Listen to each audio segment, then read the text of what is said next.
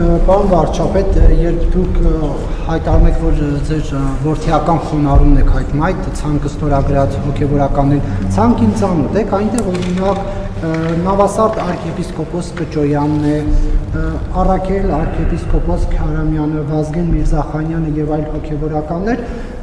դուք տեղյակ եք նրանց մասին, օրինակ ինչ հրապարակումներ կան մամուլում, նույն Նավասարդ Կճոյանի հետ կապված այդ բենթլիների օֆշորային պատմությունը անմեղության կանխավարկած իհարկե պահելով Առաքել arczepiskopos Քարամյանի զավակ ունենալու մասին հրապարակումները, իդեպ գուցե նաև ճանաչեք Վազգեն Միրզախանյանի հետ կապված հրապարակումները, այսինքն ձեզ համար ընդունելի է սրբության սրբոց մայրաթորը ազատագրել այն անձանցով, որոնց մասին էլ կուսակրոնության ուխտը խախտելու վերաբերյալ տեղեկություններ կան։ Ես ասել եմ, որ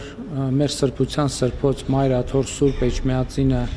ազատագրելու գործին կարող է մասնակցել Հայաստանյան Առաքելական եկեղեցու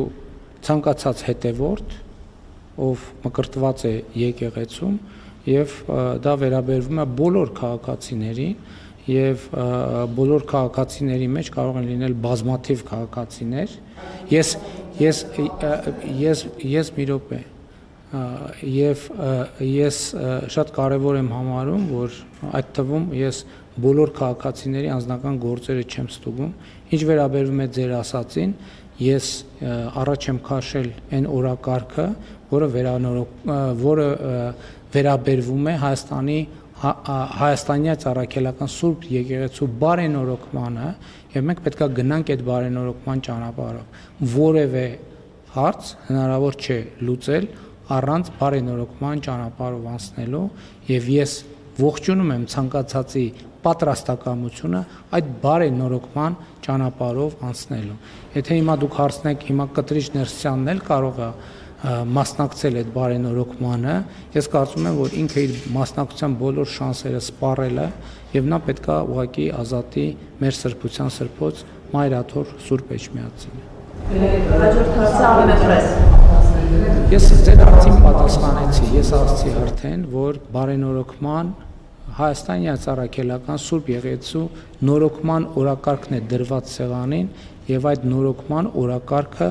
պետք է իրականացվի եւ ես ողջունում եմ բոլոր այն մարդկանց, ովքեր պատրաստ են